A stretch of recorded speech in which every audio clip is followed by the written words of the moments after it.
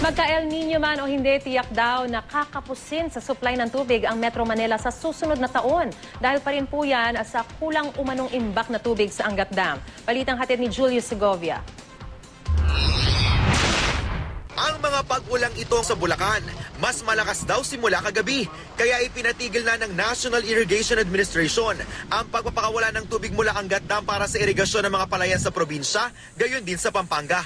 Bago nito, 3 araw ding inabot ang pagre-release ng tubig ng dam para sa patubig na ayon sa National Irrigation Administration ay huli na ngayong taon dahil sapat na ang supply ng Bustos Dam hanggang matapos ang taon. Ang naunang hiling na water release ng NIA ay para hindi maapektuhan ng mga palayan na hindi nauulanan nito mga nakarang araw. Remember that Central Luzon is the major producer of rice. Kulang ng bigas.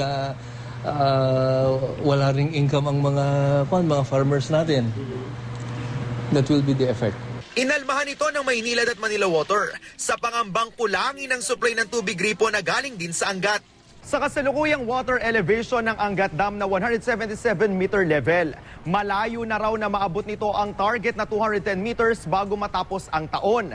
Kaya sabi ng Maynilad at Manila Water, tumama man o hindi ang El Nino, tiyak na magkakaproblema sa supply ng tubig sa susunod na taon. Babala ng Maynilad, halos 2 milyong customers nila ang hindi mabibigyan ng tuloy-tuloy na supply sa buong araw.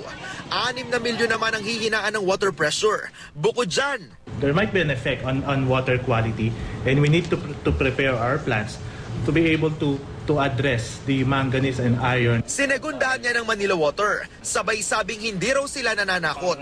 We are trying to prepare for a probable El Nino, which based on analysis is really probable that will occur starting October to March. Kasabay na nilang humarap sa media ang MWSS. This is not to say na hindi rin importante yung requirements for irrigation, pero this is only because as provided in the rules, under these circumstances, we have to give priority to the requirements for municipal use.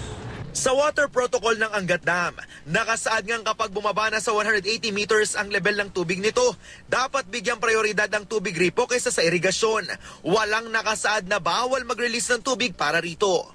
Sinabi lang niya dito yung prioritization. Diskarte na ng NWRB yun. At sa gitna ng babala ng water concessionaires, mas maganda kung sabihin nilang magtipid-tipid tayo in view of yung ganyan na senaryo. Hindi yung mapapaaga. Kasi yung water shortage. Julius Segovia, GMA News.